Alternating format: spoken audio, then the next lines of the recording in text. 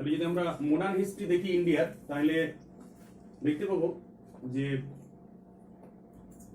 মোটামুটি 1885 সালে জাতীয় কংগ্রেস প্রতিষ্ঠা হয়েছিল। কত সালে? 1885। জাতীয় কংগ্রেস প্রতিষ্ঠার পর আস্তে আস্তে আমরা দেখতে পাই যে জাতীয় কংগ্রেসটা ডেভেলপমেন্ট করতে করতে করতে করতে উমেশ চন্দ্র ব্যানার্জি সভাপতি হয়েছিল। মহারানীর যখন শাসন হলো, ইস্ট ইন্ডিয়া কোম্পানির শাসন চলে গেল, সিপাহী বিদ্রোহের পর একটা ইংরেজ শাসনে ভারতে একটা আমূল পরিবর্তন এসেছিল। অর্থাৎ ইস্ট ইন্ডিয়া কোম্পানির শাসন ভারটা মহারানী নিজে কন্ট্রোল করেছিল, এবং সেটা কিভাবে শাসন করতো? একটা ভাইসরয় থাকতো ভারতের, প্রথম ভাইসরয় ছিল লর্ড ক্যানিং, আর একটা সচিব থাকতো, এবং এই দুজন মিলিয়ে এবং বিভিন্ন কেন্দ্রীয় বিধান পরিষদ এবং প্রাদেশিক বিধান পরিষদ নিয়ে, যেমন এখনো বিধানসভা লোকসভা আছে, ঠিক তেমনি ভাবে ইংল্যান্ডের শাসন প্রণালী চালাইতো। তো সেই সময় ওই 58 সালের পর মানে অক্টাভিয়ান হিউম, লর্ড ডাফরিন, এরা মিলে একটা জাতীয় কংগ্রেস প্রতিষ্ঠা করেছিল।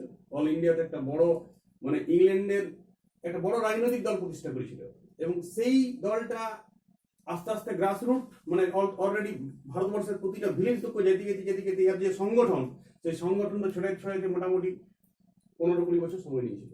ঠিক তারপরে এদের মধ্যে আস্তে আস্তে যে ইংরেজদের বিরুদ্ধে ডাইরেক্ট ইয়াদের একদল চাইতো যে ইংরেজদের বিরুদ্ধে আমরা মহামতি গোখলে, দাদাভাই নৌরোজি, আনন্দমোহন বসু, এরা চাইতো যে আমরা ইংরেজদের বিরুদ্ধে অনুনয় বিনয় করতে, ইংরেজরা যেমন করে চালাইছি চালাক, ভারতবর্ষ ঠিকভাবেই চালাইছি, এই সিস্টেমে চলুক, আস্তে আস্তে আস্তে আস্তে আমরা স্বাধীনতার পর্যায়ে যাব, বা ভাবনাটা এরকম ছিল। আর কিছু কিছু লোক চাইতো না, এবার আমরা কিন্তু ইংরেজদের প্রতিটা পদক্ষেপে ভুল ধরব, এবং আমরা যা চাইবো যে ভারতের তাড়াতাড়ি স্বাধীনতাটা আসুক। ঠিক সেই সময় লর্ড কার্জন ভাইসরয় ছিল, ও বঙ্গভঙ্গ করেছিল। বঙ্গভঙ্গ করার পরে মানে পূর্ব বাংলাটা ভাগ করে দিয়েছিল, এটা আমরা পড়েছি আগের ক্লাসে। ইতিহাসটা পড়তে গেলে প্রথমত আমি মনে করি যে ইতিহাসটা খুব ধারাবাহিক পড়তে হবে। ইতিহাসটা প্রথমে একটা আমার স্টেজ যায় ইতিহাসে, তারপর ইতিহাসটা আরো নিখুঁতভাবে পড়া যাবে। আগে প্রথমত একটা যে 10 বছরের ধারাবাহিক, তারপরে 15 বছরের ধারাবাহিক, একদম 58 সাল থেকে 1947 পর্যন্ত একটা ধারাবাহিক ইতিহাস, আগে একটা কনসেপশন দরকার ইতিহাসে। ফার্স্ট ইডিং বিডিং, যেখান থেকে শর্ট প্রশ্ন, এখান থেকে দুটো শর্ট প্রশ্ন, এখান থেকে শর্ট প্রশ্ন, অমনি করে ইতিহাস পড়া হয় না। ইতিহাসের একটা কনসেপশন আছে। ওই কনসেপশন আসার পর আমি মনে করি 90%, 100% বলছি না, 90% শর্ট প্রশ্নের উত্তর তোমরা সবাই পারবে। যে কেউ চাকরি পরীক্ষায় পারবে, ক্লাস পরীক্ষায় পারবে। আগে বেস্ট আসতে হবে ইতিহাসে। ইতিহাস একটা শিক্ষা, ইতিহাস একটা সিনেমা, ইতিহাস একটা গল্প, ইতিহাস একটা একটা রূপকথার গল্পের মতো মনে করছে ইতিহাসটাকে। সেই রূপকথার গল্পটাকে তোমাকে সাজাতে হবে সালওয়াইজ। পুরা ঘটনাটা একটাই, ভারতবর্ষের ইতিহাসের পুরা ঘটনাটা একটা, এবং যেখানে যেখানে যে যে বিদেশের যে জায়গাটা ইনভলভ ভারতের ইতিহাসের জন্য, সেইটুকু জায়গাও পড়তে হবে। ফলে আস্তে আস্তে আমার ওটা হাতের মুঠায় আনতে হবে ইতিহাসটা। হাতের মুঠায় আনার পর গভীর নলেজের জন্য, বড় বড় পরীক্ষার জন্য আরো গভীর নলেজ, তুমি তোমার ইন্টারেস্টটা তারপরে এসে ইতিহাস। আগে একটা বেস দরকার। সেই বেসটা আমি 1850 থেকে 1911 পর্যন্ত একটা ক্লাসে কিছুদিন দিবার চেষ্টা করেছিলাম। ঠিক আজকে আমি তারপর থেকে একটু পড়াবো। তো তারপর থেকে হঠাৎ করে ঢুকবো না, তো একটু আমি আগে একটা রিপিট করবো জাস্ট, এটাই আমার লক্ষ্য। দেখা যাক কতদূর কি হয়। তো আমরা জানি যে 1850 সালে জাতীয় কংগ্রেস প্রতিষ্ঠা করার পরেই তো কংগ্রেস সুপ্রতিষ্ঠিত হয়েছিল প্রায় 15 বছর পর। ঠিক সেই সময় যখন তখন ইংরেজরা দেখছে একটা কংগ্রেসকে মিসগাইড করার জন্য বঙ্গভঙ্গ করা হয়েছিল। বঙ্গভঙ্গ আন্দোলনটা ভারতবর্ষে তখন কংগ্রেস মূলত বঙ্গভঙ্গ আন্দোলন করছিল। বঙ্গভঙ্গ করা চলবে না, হ্যান করা চলবে না, ফ্যান করা চলবে না, রাখি বন্ধন উৎসব করার, এই করার, ওই খাদি পোশাক পরো, ওদের জামা, ওদের বিদেশি জিনিস কিনবো না, স্বদেশি জিনিস কিনবো, স্বদেশি বয়কট, এইসব আন্দোলন চলছিল। 1911 সালে বঙ্গভঙ্গটাই রোধ হয়ে গেল। 1911তে বঙ্গভঙ্গটাই রোধ হয়ে গেল। আর 1907 কংগ্রেস পার্টিও দুভাগে ভাগ নিয়েছিল। একদল চাইতো ইংরেজরা যা করছে করুক, আস্তে আস্তে আস্তে আস্তে আস্তে আস্তে আমরা আস্তে আস্তে আমাদের কথা বলবো। একদল চাইছে তাড়াহুড়া করে বলবো, বিদ্রোহ করবো। তো নরমপন্থী একদল ছিল, বালগঙ্গাধর তিলক, রাজপদ রায়, অরবিন্দ ঘোষ, এরা চরমপন্থীর দলে ছিল। নরমপন্থী ছিল দাদাভাই নৌরোজি, মহামতি গোখলে, সেই সময়কার নেতার একটা লিস্ট বানিয়ে দেবো, নরমপন্থী, চরমপন্থী। 1907 সালে সুরাটের অধিবেশন হয়েছিল জাতীয় কংগ্রেসে, তখন কংগ্রেস পার্টি ভেঙে গেছিল। সুরাট অধিবেশন 7 সালে। 1906 সালে মুসলিম লীগ প্রতিষ্ঠা হয়েছিল, আমি আগের ক্লাসে বলেছি। সেখান থেকে মুসলিম লীগ মানে কংগ্রেস পার্টির থেকে একটা দিক খুশি গেল। তাহলে 1907 আরো দুটো ভাগ হলো। তার মানে যে ইংরেজের বিরোধী পক্ষে, ইংরেজির যে লক্ষ্য বঙ্গভঙ্গ, পুরাপুরি সাকসেসফুল। কংগ্রেস পার্টিকে ছত্রচ্ছিন্ন করে দিল। অর্থাৎ কংগ্রেস পার্টি এই সময় নাজেহাল অবস্থা। জাতীয় কংগ্রেস সেই 20 বছর সুপ্রতিষ্ঠিত হয়েছিল, জাস্ট 20 বছর ধরে সংগঠন বাড়ি ছিল, সেই সময় জাতীয় কংগ্রেসের প্রতি ইংরেজরা অন্যভাবে অ্যাট্রাক্টিভ করেছে, যেটা কেউ বুঝতে পারে না। মরলে মিন্টো এসেছিল তারপর 1909 সালে। মিন্টো তো ভাইসরয় ছিলই 5 থেকে 10, 1905 থেকে 1910। আর মরলে সেই সময় ভাইসরয়, ওই তো বলে মহারানী শাসন ব্যবস্থা, একজন ভাইসরয় থেকে একজন সচিব থেকে, সচিব ইংল্যান্ড থাকতো, সেই সচিব এসেছিল হঠাৎ সচিব দায়িত্ব। যেমন এখনকার যেমন প্রধানমন্ত্রী সচিব তার আছে আইএস পরীক্ষা, তেমনি সচিব খুব ট্যালেন্টেড লোক, ওইখানে আইএস পরীক্ষায় পাস করতো ইংল্যান্ডে। তারা সচিব মাঝে মাঝেই ভাইসরয়কে উপদেশ দেওয়ার জন্য আসতো। তারা একটা বৈঠক করলো যে এয়ারপোর্ট মুসলিম, ওই যে বঙ্গভঙ্গ করেছিল, মানে মুসলিমের সঙ্গে একটা ঝগড়া পূর্ববঙ্গে চলে নিয়েছে, মানে আজকে যেটা আমরা পশ্চিমবাংলা এবং বাংলাদেশ, সেইখানে ঝগড়ার ফিউশনটা তখন ধরেছিল। এইটাই ফার্স্ট টাইম পাকিস্তানের বীজ বপন করে দিয়ে 1909 মরলমিন্টো বলছে মুসলিমদের জন্য আলাদা ভোট হবে, মানে কিছু কিছু এলাকায় শুধুমাত্র মুসলিম ক্যান্ডিডেটই দিতে পারবে, হিন্দু ক্যান্ডিডেট দেওয়া যাবে না। ভোট হবে কিন্তু মুসলিম ক্যান্ডিডেট, কংগ্রেস থেকে যদি দাঁড়ায় সেও মুসলিম ক্যান্ডিডেট, মুসলিম লীগ থেকে যদি দাঁড়ায় সেও মুসলিম ক্যান্ডিডেট হবে, অর্থাৎ মানে ভোটটা হিন্দু দাঁড়াতেই পারবে না। এই একটা মরলমিন্টোতে পাস হয়ে গেল। 1909 সালের মরলমিন্টো ভারত বিভাজনের একটা মানে বীজ বপন করেছিল সেদিন প্রথম। ভারতটা যে পরবর্তীকালে আমরা জানি স্বাধীনতার পর পাকিস্তান হয়েছে, বাংলাদেশ হয়েছে, তো সেই বীজটা ফার্স্ট 1909 সালে এই মরলমিন্টো সংস্কার দ্বারা বপন হয়। মরলমিন্টো সংস্কার এটার জন্য একটা গুরুত্বপূর্ণ জিনিস 1909। ফির 1911-তে বঙ্গভঙ্গ রোধ হয়েছিল। বঙ্গভঙ্গ যে ছিল পূর্ব বাংলা আলাদা দেশ করেছিল পূর্ব বাংলাটা, সেটা আবার ওই ধারণাটা তুলে নিল ইংরেজরা। এইটা পুলিশে কে নেয় সেইখান থেকে আমরা পড়ব। 1911-র পর থেকে ওইখানে প্রথম বিশ্বযুদ্ধ দামাবাবাই ছিল, ওদের নিজের দেশে ইংল্যান্ডে, ইংল্যান্ডে প্রথম বিশ্বযুদ্ধ দামাবাবাই ছিল। এইখানে ছিল আমেরিকা, ইংল্যান্ড, আমেরিকা তো একই, কারণ ইংল্যান্ডের উপনিবেশে ছিল আমেরিকাটা। আমেরিকা তখন স্বাধীনই হয় না, ইংল্যান্ডের লোকলাই এই আমেরিকায় থেকেছে কিছু লোক। পরবর্তীকালে ওদের গৃহযুদ্ধ হয়ে আমেরিকা স্বাধীন যুদ্ধ হয়েছিল ইংল্যান্ডের সঙ্গে, কিন্তু পরবর্তীকালে ভালো ব্যবহার হয়ে গিয়েছে। তাহলে ইংল্যান্ড, আমেরিকা, ফ্রান্স, এইখানটায় ফ্রান্স, ইংল্যান্ড, আমেরিকা, ফ্রান্স, মূলত এই দেশগুলো। আরো অনুষঙ্গিক আরো দেশ ছিল, আমি মূলত এই 3টা দেশকে ধরলাম। একদিকে ছিল, আর একদিকে কে ছিল? জার্মানি, ইটালি,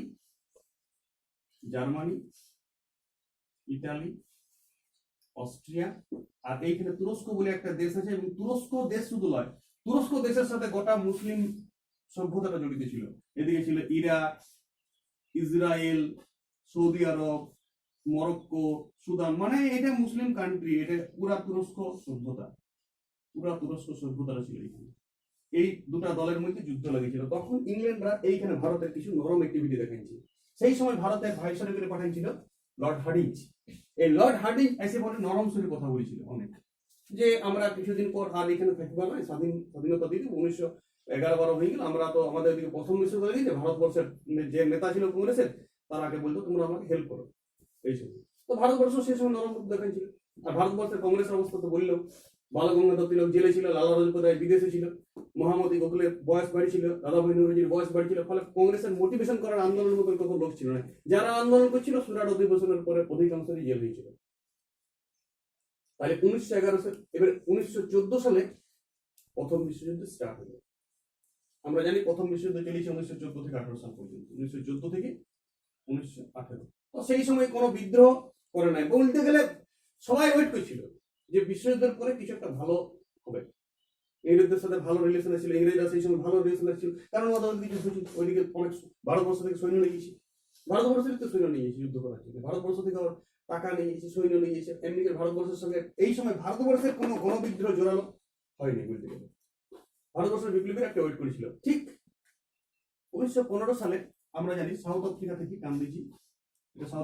গান্ধীজি ইন্ডিয়াতে এসেছিল, ইন্ডিয়ার রাজনীতিতে প্রবেশ করেছিল সাউথ আফ্রিকা থেকে। গান্ধীজি এসে পরে এখানে আহমেদাবাদ যে আশ্রম ছিল সবরমতী, সেখানে এসে পরে একটা আশ্রম করেছিল। ওইখানে বিভিন্ন ধরনের ভজন কীর্তন, দেশাত্মবোধক আলোচনা, বিভিন্ন ধরনের সংস্কৃতি, এইসব কালচার করতে 1 বছরের মধ্যে। মহামতি গোখলে মারা গেছিল, দাদাভাই নৌরোজির বয়স হয়েছিল, বালগঙ্গাধর তিলক সেই সময় ছাড়া পেয়েছিল। বালগঙ্গাধর তিলক মায়ানমারের জেলে ওকে শিফট করা হয়েছিল 1914-15 সালগুলোতে, ওকে ছেড়ে দিয়েছিল জেল থেকে। ও আবার ভারতের রাজনীতিতে অংশগ্রহণ করেছিল। আরেকজন ছিল সেই সময় এনি বেসান্ত। কে ছিল? Any Besant. ও মাদ্রাজে মিশনারি বিভিন্ন ধরনের সংস্থা চালাইছে মাদ্রাজে। ও আমেরিকাও তো সংস্থা চালাইছে, থিওলজিক্যাল সোসাইটি ছিল। ও ভারতবর্ষের সঙ্গে ভালো রিলেশন, মানে খ্রিস্টান ধর্মের কিছু মানে ধর্ম প্রচার করতে ভারতবর্ষে। তো এই সময় 1916 সালে লখনৌ চুক্তি হইল। কত সাল? 1916। সচিদানন্দ গোস্বামী হয়তো সভাপতি ছিল, নামটা আমার একটু কনফিউজ আছে। সচিদানন্দ গোস্বামী ওই 1916 সালে লখনৌ চুক্তি। এটা ভারতবর্ষের ইতিহাসের গুরুত্বপূর্ণ ঘটনা। আলী জিন্নাহ এখানে লখনৌ গোমতী নদীর তীরে, মোহাম্মদ আলী জিন্নাহ মুসলিম লীগের, বালগঙ্গাধর তিলক এবং এনি বেসান্ত, এরা তিনজন মিলে আবার হিন্দু মুসলিম ঐক্য এনেছিল। সুরাট অধিবেশন হয়েছিল কত সালে বললাম? 1907। হিন্দু মুসলিম ভেঙে গিয়েছিল, মুসলিম লীগ কংগ্রেস থেকে বিদায় নিয়েছিল। 1906 সালে কিন্তু 1906 সালে মুসলিম লীগ বিদায় ছিল। 1907 সুরাট অধিবেশন। 1916 সালে বলতে গেলে নরমপন্থী চরমপন্থী মানে আরো ঘুরে 1906 এর সাথে যে প্রবলেমটা ছিল 1916 তে সেটা সলভ হলো। তাহলে লখনৌ চুক্তি ভারতের ইতিহাসের একটা আরেকটি গুরুত্বপূর্ণ ঘটনা, যেখানে মুসলিম লীগ এবং কংগ্রেস পার্টি আবার একটা মঞ্চে এসেছিল। ওদের মধ্যে আন্দোলন করা চাইছিল যে মিউচুয়াল করেছে এবং তারা আন্দোলন একটা ভাবেই চালাবে, একটা ভাবেই বিপ্লবী চালাবে, এই ভাবনা নিয়ে আলী জিন্নাহ সেখানে এসেছিল এবং বালগঙ্গাধর তিলক এসেছিল। মোহাম্মদ গোখলে তো মরে গেছিল। ফলে নরমপন্থী চরমপন্থী যে কংগ্রেসের ফিউশন সেটাও বন্ধ হয়ে গেল এখানে, আর মুসলিম লীগের সঙ্গে ব্যবহারটা ভালো হয়ে গেল 1916 সালে।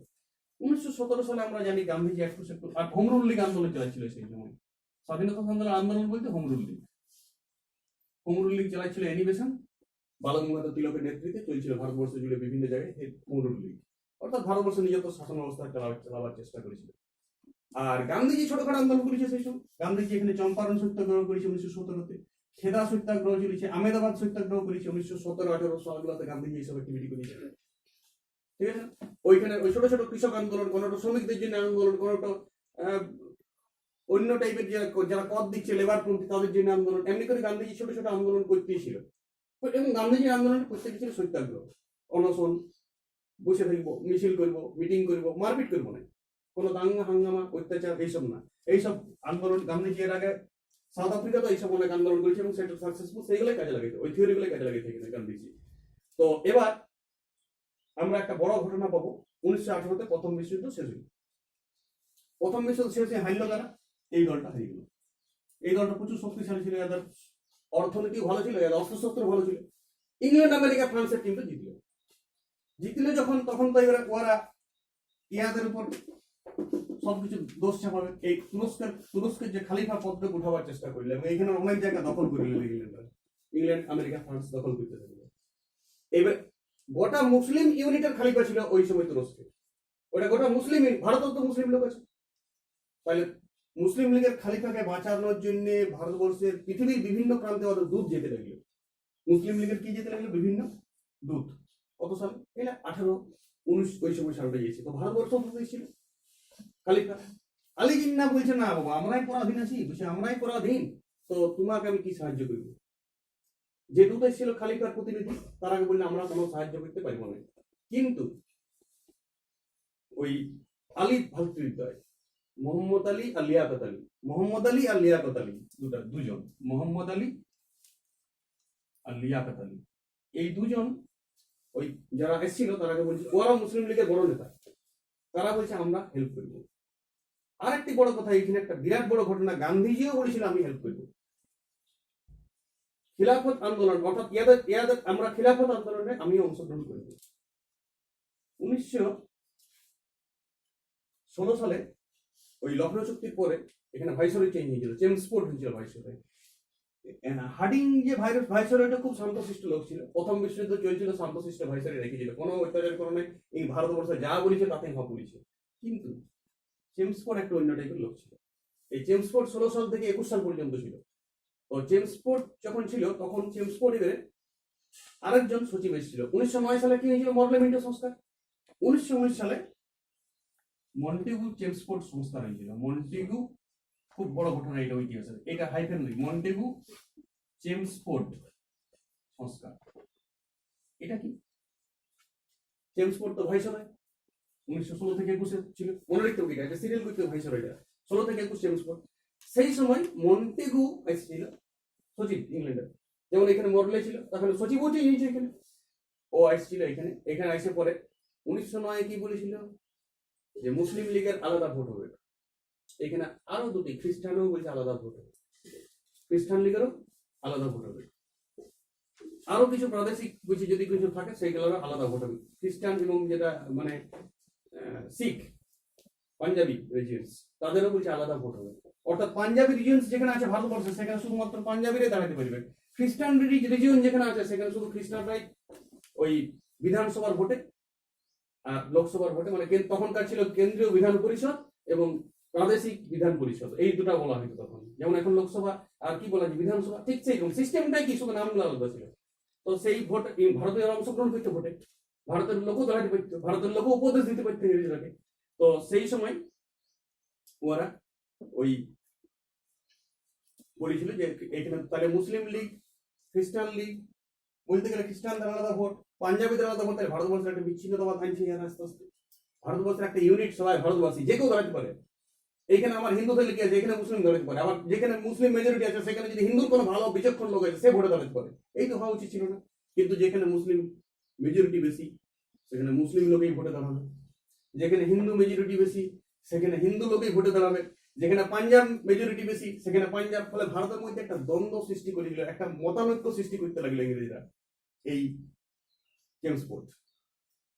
ঠিক এইটার এগেনিস্টে, এইগুলার এগেনিস্টে পাঞ্জাবে ওই বিভিন্ন ধরনের আন্দোলন শুরু হয়ে গেল এইটার এগেনিস্টে, জেমস ফোর্ডের এইসব নীতিগুলোর এগেনিস্টে। তখন এই নীতিগুলোর এগেনিস্টে যারা আন্দোলন করছিল তো তারাকে আস্তে আস্তে জেলে পুরে দিয়েছিল পাঞ্জাব রিজিয়ন, ঠিক আছে না। যখনই জেলে পুরে দিয়েছিল তো তখন ওই শহীদুদ্দিন খিচলু একটা লোক ছিল, কি খিচলু, আর একটা লোক ছিল ডক্টর, মনে পড়ছে আমার নামটা, ডক্টর কিছু একটা ডক্টর, তো ডক্টর সত্যপাল, এই দুজনকে অ্যারেস্ট করেছিল। এই দুজনকে অ্যারেস্ট করার পরে এখানে গণবিদ্রোহ হয়েছিল পাঞ্জাবে। আর গণবিদ্রোহ যখন হয়েছিল এখানে 440 জারি করেছিল। তখন এখানে এই জেমস ফোর্ডের আন্ডারে একটা সেনার হেড থাকে, তো সেই সেনার হেডটা ছিল জেনারেল ডায়ার। কে ছিল? General Dyer. এখনো তো আমাদের নৌসেনার হেড প্রধান থাকে না। জেমস ফোর্ডের আন্ডারে জেনারেল ডায়ারের নেতৃত্বে এখানে গুলি চালানো হয়েছিল জামিয়ানওয়ালাবাগ একটা জায়গাতে, এবং অনেক লোক মারা গেছে। আন্দোলনটা কেন হয়েছিল? সত্যপাল আর খিচলু এই এরা অ্যারেস্ট করা হয়েছিল। তার এরা কেন আন্দোলন করছিল? এরা আন্দোলন করছিল ওই মন্টেগু সেন্সফোর্ড সংস্কারের বিরোধী করেছিল, যে মন্টেগু সেন্সফোর্ড সংস্কারের কি বলেছিল, আলাদা ভোট হবে। তা এইভাবে যদি আলাদা ভোটেই হতে থাকে প্রতিদিন তাহলে ভারতবর্ষে বিচ্ছিন্ন আছে, তখন ওরা আন্দোলন করেছিল ডক্টর সত্যপাল আর শহীদুদ্দিন খিচলু। এইটার এগেনিস্টে 1919 সালে জালিয়ানওয়ালা হত্যাকাণ্ড হইলো। আর জালিয়ানওয়ালা হত্যাকাণ্ডের পরে ভারতবর্ষের সবাই কিন্তু ইন্টারফেয়ার করলো, আরো ইউনিটি বাড়িয়ে গেল। এটা একটা বিরাট ঘটনায় সহস্রাধিক নরনারী বাচ্চা শিশুকে গুলি চালানো হয়েছিল একটা মাঠে। ঠিক তার এগেনিস্টে আর এইদিকে আরেকটা বলেছিল, মনে আছে, খিলাফত আন্দোলন গান্ধীজি এনেছিল সেই সময়। সেই সুযোগে খিলাফত আন্দোলনে ডাক দেওয়া হয়েছিল 1919-এর শেষ দিকে, 1920 শুরু দিকে। খিলাফত আন্দোলন তাহলে কিভাবে হয়েছিল? খিলাফত আন্দোলনের সিস্টেমটা ছিল ওই সহযোগিতা করব না, ওদের আমরা অফিস আদালতে কাজ করব না, ওরাকে ট্যাক্স দিব না, ওদের কেন্দ্রীয় বিধান পরিষদ এবং প্রাদেশিক বিধান পরিষদে আমরা কোনো ক্যান্ডিডেটই দিব না। কংগ্রেস বলেছিল কোনো ক্যান্ডিডেট দিব না, ভাগ করছে ওরা, মুসলিম লীগ করছে, এই করছে, এই করছে, তো আমরা ভোটে অংশগ্রহণই করব না। ওদের স্কুলে আমাদের স্টুডেন্টরা পড়বেন না, বিদেশি জিনিস নেব না, কারখানায় কাজ করিবেন না, ওদের যে যানবাহন আছে সেটা আমরা চড়িব নেই। এইভাবে আমরা ইংরেজদের মানে পুরা অসহযোগিতা করার চেষ্টা করেছিল। গান্ধীজি কিন্তু অসহযোগী আন্দোলন ডাক দিয়েছিল তার সাথে সাথে খিলাফতে 1920 সালের 1 আগস্ট। সেই দিনই আবার বাল গঙ্গাধর তিলক মারা গেছিল। বাল গঙ্গাধর তিলকের ফান্ডের জন্য প্রায় 1 কোটি টাকা চাঁদা উঠেছিল। বাল গঙ্গাধর ফান্ড অসহযোগ আন্দোলনের সেবা দিয়ে। অসহযোগ আন্দোলনে ভারতবর্ষের একদম কাশ্মীর থেকে শুরু করে কন্যাকুমারিকা পর্যন্ত, এদিকে গুজরাট, পাকিস্তানের শেষ ফ্রন্টিয়ার থেকে একদম অরুণাচল প্রদেশ পর্যন্ত, ব্রহ্মদেশ পর্যন্ত সবাই প্রায় অংশগ্রহণ করেছিল। আন্দোলনটা চরমে পৌঁছেছিল। গান্ধীজিও বলেছিল যে 1 বছরের মধ্যে স্বাধীনতা ছিল। এই আন্দোলনটা 21 সালে চরম চলছিল। আর ইংরেজরা কিন্তু সেই সময় অলরেডি কিছু অত্যাচার শুরু করেছিল, লাঠিচার্জ, কামনি গ্যাস, অ্যারেস্ট, এইসব অ্যাক্টিভিটি তো ইংরেজদের চলছিল। এইসব অ্যাক্টিভিটি চলিয়েছিল। আর ভারতবর্ষ এইসব গণ আন্দোলন চালাইছিল। অসহযোগ আন্দোলনের সম্বন্ধে একটু ডিটেলস পরে আরো ক্লাস নেওয়া হবে। এটা শুধু আজকে আমি একটা কনসেপশন দেওয়ার জন্য 1929 পর্যন্ত কি কি ঘটনা ঘটেছে পর পর একটা সজ্জাতে আনার চেষ্টা করছি। ফার্স্ট একটা আগে স্টেজ আনার চেষ্টা করছি, তারপর আমি প্রত্যেকটা হয়তো জানেন না হত্যাকাণ্ড আরো ডিটেলস পড়তে হবে, অসহযোগ আন্দোলন আরো ডিটেলস পড়তে হবে, কিন্তু আগে আমাকে সাজাই দেবো ঘটনাটা ফার্স্টে যে কি হয়েছিল ইতিহাসে 1911 থেকে প্রথম বিশুদ্ধ হওয়ার পর থেকে পর পর কি হলো ভারতের স্বাধীনতা সংগ্রামের ইতিহাস, সেইটাই আমি আজ আনার চেষ্টা করছি। ফলে অসহযোগ আমি খুব দ্রুত বলছি। এইবার অসহযোগ আন্দোলনে এই আন্দোলন চলছিল বিভিন্ন ধরনের। সেই সময় 1922 সালে কোথাও একটা ওই মানে ইংরেজদের বিরুদ্ধে কোনো আন্দোলন হয়েছিল, সেইখানে ওই উত্তরপ্রদেশের চৌরিচৌরা বলে জায়গা আছে, সেখানে গুলি চালানো হয়েছিল। 3 জন বিপ্লবী মারা গেছিল। ওরা অনশনে বসছিল কোনো দাবি দাবা যা অসহযোগ আন্দোলনের, এবং সেখানে তো কোনো অত্যাচার করা হয় না। অসহযোগ আন্দোলন কিন্তু অহিংস বলা হয়েছিল, কোনো হিংসা হবে না, ওরা শুধু বসে আন্দোলন করছিল। সেই সময় যখন গুলি চালানো হয়েছিল 3 জন ভারতীয় মারা গেছিল। সেই প্রতিবাদে আবার ওইখানে যারা আন্দোলন করেছিল তারা ওই সব থানা ঘেরাও করে পুলিশগুলোকে এক জায়গায় নিয়ে একটা আগুন জ্বালা দিয়েছিল, এবং 22 জন পুলিশ মারা গেছিল। ওটা ফেব্রুয়ারি মাস ছিল। এই ঘটনাটার পরিপ্রেক্ষিতে আরো দেশ জুড়ে একটা উত্তাপ হলো। গান্ধীজি কিন্তু আন্দোলনটা তুলে দিলেন, অসহযোগ আন্দোলন বন্ধ করে দিলেন। গান্ধীজি অহিংস বলেছিল। ফলে স্বাধীনতা, আবার গান্ধীজি ফেব্রুয়ারিতে একটা মিটিং এ এটা চলেছিল যে অসহযোগ আন্দোলনের সঙ্গে আইন অমান্য ঢুকাবো। মানে 1922-এই আরেকটা আন্দোলন শুরু হইল আইন অমান্য, শুধু অসহযোগিতা নয়, এবার আইনগুলো আমরা মানব না। কিন্তু তার আগেই ঘটনা ঘটে গেল চৌরিচৌরা। ফলে ওই স্টেপটা বাড়াচ্ছিল, সেখান থেকে গোটা আন্দোলনটাকে এক যোগে করতে হবে। এখানে নেতাজি সুভাষচন্দ্র, মতিলাল নেহেরু, দেশবন্ধু চিত্তরঞ্জন, সবাই আরো বড় বড় যারা নেতা ছিল তারা কিন্তু সবাই ওরা আহত হয়েছিল। বিত্তল ভাই প্যাটেল, হ্যাঁ, গুজরাটে, এইসব তখন তখন কিন্তু এই নেতাগুলাকে একটা লিস্ট বানাতে পারবে। এখানেও অনেক নেতা চেঞ্জ হলো, নতুন নতুন মুখ এলো এইখানে। তো তারা কিন্তু সবাই গান্ধীজির এই আন্দোলন তুলে নেওয়ার জন্য হতাশা হয়েছিল। আবার কেউ কেউ গান্ধীজির সাথে ছিল যে গান্ধীজির কোনো দূরদৃষ্টি আছে, হঠাৎ করে আন্দোলন তুলবে না। এখানে মতানৈক্য আছে। কেউ কেউ ভেবেছিল গান্ধীজির কোনো দূরদৃষ্টি আছে, হঠাৎ করে কোনো আন্দোলন তুলবে না। আবার কেউ কেউ খুব ব্যাহত হয়ে আস্তে আস্তে আবার কংগ্রেসের মধ্যে, দেখো 1907-এ ফিউশন এসেছিল, 1916-তে মিলন হয়েছিল, আবার একটা ফিউশন ভাবনা এসছে কংগ্রেসের মধ্যে। একদল গান্ধীজির আদর্শে বিশ্বাসী, একদল গান্ধীজির একটু মানে গান্ধীজির থেকে একটু, গান্ধীজি তো সর্বোপরি নেতা ভারতের সেই সময়, পরে একটা কথায় সব কাজ হয়। কিন্তু সেক্ষেত্রে কিছু কিছু লোকের মতানৈক্য হয়েছিল। একটা আন্দোলন যেখানে চরমে পৌঁছে গেছিল, আর কদিন পরে হয়তো স্বাধীনতা চলে এসেছে, সেই আন্দোলনটাকে তুলে নিয়ে একটা বিরাট বড় ঘটনা। তখন গান্ধীজি কিন্তু কিছুদিন পর জেল হইল। কারণ এই নেতা কে ছিল? গান্ধীজি। গান্ধীজি ছিল আন্দোলনে। 22 জন পুলিশ মারা গেছে, সরকারি কর্মী মরিয়েছে, তাহলে তো অ্যারেস্ট তো হবেই গান্ধীজি। সেই সময় গান্ধীজি অ্যারেস্ট হইল। আর এইদিকে এই মতিলাল নেহেরু, চিত্তরঞ্জন দাশগুপ্ত, বিত্তল ভাই প্যাটেল, মদন মোহন মালব্য, নেতার নাম মনে রাখতো, মদন মোহন মালব্য এক্সেট্রা কিছু কংগ্রেস নেতা ছিল সেই সময়। তারা চিন্তা করতে লাগলে যে কংগ্রেসের মধ্যে নতুন ভাবধারা আনতে হবে, কংগ্রেসের মধ্যে এমন কিছু আন্দোলনের ভাবধারা আনতে হবে এই সময়টায় 1922 সালের পরে, এই ঘটনার পরে, যাতে করে আন্দোলনের গতিটা ধরে রাখা যায় এবং আমরা ইংরেজদের এখন পুরোপুরি ভুল ধরিয়ে চলে যাব। তখন ওরা একটা নতুন দল করার প্ল্যান নিল। এখানে কংগ্রেস পার্টি থেকে একটু নতুন দল, কিন্তু কংগ্রেসের আন্ডারটেকিং। এই দলটার নাম হলো স্বরাজ্য দল। এটা 1923 সালে প্রতিষ্ঠা হলো স্বরাজ্য দল। খুব বড় ঘটনা ভারতের ইতিহাসে স্বরাজ্য দল। সভাপতি হলো চিত্তরঞ্জন দাস, আর সচিব হলো মতিলাল নেহেরু, আরো বাকিরা সবাই সদস্য ছিল পাসপোর্টে। তো এই কিছুদিন পর গান্ধীজি আবার শরীর খারাপ হয়ে ওই 22 সালের শেষ দিকটাতে জেল থেকে বেরিয়ে এসেছিল। গান্ধীজিও কিন্তু স্বরাজ্য দলের পক্ষেই ছিল, কারণ স্বরাজ্য দলের যারা পার্টি করতো তারা বলতো যে ওদের মূল পার্টিটা ছিল ইংরেজ, মূল পার্টিটা কি ছিল? কংগ্রেস। মূল পার্টিটা কংগ্রেস থেকে বিচ্ছিন্ন নয়, শুধু একটা নতুন ভাবধারা নিল। কংগ্রেসের মধ্যে থেকেই আর একটা নতুন ধরনের অ্যাক্টিভিটি নিল। ওরা বলেছিল যে ভোটে অংশগ্রহণ করবো না, এরা বলছে আমরা ভোটে অংশগ্রহণ করবো, বিধান পরিষদে, কেন্দ্রীয় পরিষদে আমরা ভোট করবো এবং ভোটে ঢুকে আমরা ওইখানে মেম্বার হবো বিধান পরিষদের, এবং ইংরেজদের কাজগুলো ভুল করবো, বাইরে থেকে বলবে মনে ভোটে ঢুকবো, ভোট ঢুকবো।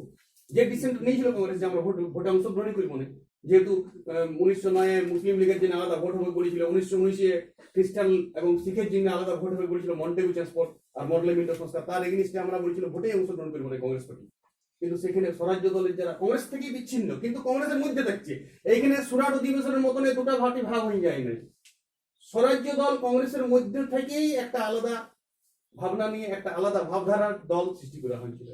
আর কিছু কিছু কংগ্রেস পার্টির মূল ভাবধারাতেই ছিল, তারা কিন্তু এই আন্দোলনে আসেনি স্বরাজ্য দলের। তারা ওই ওয়েট অনুনয় বিনয়, তারা ওই খাদি পোশাক, ওই স্কুল কলেজ বর্জন, ওই অহিংসা আন্দোলন, এইসবই বিশেষ ছিল। ভোটে অংশগ্রহণ করবো না, ইংরেজরা যা করছে আস্তে আস্তে করুক, আস্তে আস্তে আমাদের দেশটা গঠন হোক, আস্তে আস্তে আমাদের দেশে শিক্ষা আসুক, যেমন ছিল নরমপন্থী আন্দোলন। ঠিক একাংশ কংগ্রেসের সেই অভিমুখেই বিশ্বাসী ছিল তখন।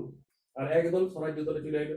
তো স্বরাজ্য দলে 1923 সালের শেষ দিকে বিধান পরিষদের ভোটে প্রচন্ড ভোটে জিতেছিল। জিতবেই, কারণ কংগ্রেস তো সাপোর্ট করেছিল। কংগ্রেস তো ভোটে অংশগ্রহণ করে না, কিন্তু কংগ্রেসের গোটা সাপোর্ট তো কারা পেয়েছিল? স্বরাজ্য দল। ফলে স্বরাজ্য দল বিধান পরিষদে, কেন্দ্রীয় পরিষদে সব জায়গায় ঢুকে গেল। এই সময় কলকাতার চেয়ারম্যান হয়েছিল দেশবন্ধু চিত্তরঞ্জন, কলকাতা মিউনিসিপাল কর্পোরেশন। যাই হোক, 1925 সালে মোটামুটি দেশবন্ধু চিত্তরঞ্জন মারা যায়। আর তারপরে স্বরাজ্য দলের যে আন্দোলন, সেই আন্দোলনটা একটু আস্তে আস্তে ম্লান হয়ে আসে, কারণ আবার কিছু কিছু লোক কংগ্রেসে ঢুকে গেছিল। দেশবন্ধু চিত্তরঞ্জন মারা গেছিল, তারপরে 3 বছর পর 1926 সালে যে ইলেকশনটা হয়েছিল, সেই ইলেকশনে স্বরাজ্য দল কিন্তু অত বড় ভোটে জিতে নেয়। আর 1924-25 গুলাতে কিছু ক্রান্তিকারী আন্দোলনও দেখা গেছিল ইন্ডিয়াতে। নওজওয়ান হিন্দুস্তান রিপাবলিকান আর্মি, রামপ্রসাদ বিসমিল, রাজীব কুমার, এইসব কিছু বিপ্লবী নেতা তারা কিন্তু আন্দোলন করেছিল। সুখদেব, রাজগুরু, ভগৎ সিংয়ের আবির্ভাব হয়েছিল এই সময়। তারা একদম মানে নবযুবক যারা, তারা কিন্তু তাদের ভাবনা আলাদা। তাদের ভাবনায় মারপিট করবো, ইংরেজরা মারবো, তাদের বিরুদ্ধে কথা বলবো, রেল লাইন তুলে দেবো, গাড়ি ভেঙে দেবো, গুলি চালাবো, বোমা ফিকবো, এই সকল ভাবনা নিয়ে যারা স্বাধীনতাটাকে আনার চেষ্টা করল, তাদের ধারণা এইভাবেই স্বাধীনতাটা আসবে। তাহলে 3 দিক থেকে আন্দোলন চলতে লাগলো 1924-25 গুলাতে। কি কি?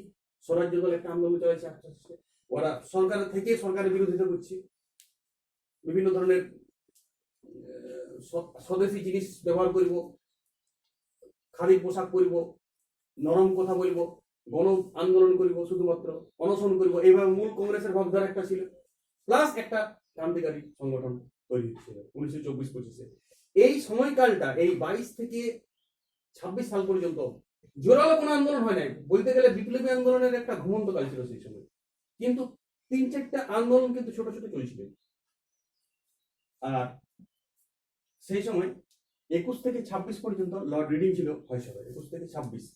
এইবার মন্টেগু চেমস্ফোর্ড সংস্থার আন্দোলনে বলা হয়েছিল যে 10 বছর পরে ভারতের এই মন্টেগু চেমস্ফোর্ড সংস্থা ঠিক মতন কাজ করল কিনা সেটার জন্য আরেকটা কমিশন গঠন করা হবে। আর এই কমিশনটার পরে এইখানে ভারতকে এরা চাইছিল যে স্বাধীনতা দিয়ে দেবো, ভারতে কিছু সংবিধান লেখা হবে ভারতের লোকের জন্য, এবং কিভাবে ভারতের লোককে কিভাবে ভোট নেওয়া হবে, গণপরিষদ কি করে গঠন হবে। স্বাধীনতা তো একদিন এসেছিল, একটা সিস্টেম আছে, সেই সিস্টেমে কি করে ভারতকে নিয়ে আসবে সেই জন্য প্ল্যান করার জন্য একটা কমিশন আনার কথা মন্টেগু চেমস্ফোর্ড 1919-এ বলা হয়েছিল। কিন্তু ওইটা 1929 সালের কথা, 10 বছর পর, কিন্তু সেটা 2 বছর আগেই চলে এসেছিল। কোন সালে এসেছিল? 1927 সাইমন কমিশন এলো। এটা একটা বিরাট বড় ঘটনা ইতিহাসের। একটা 1927 সালে কে এসেছিল?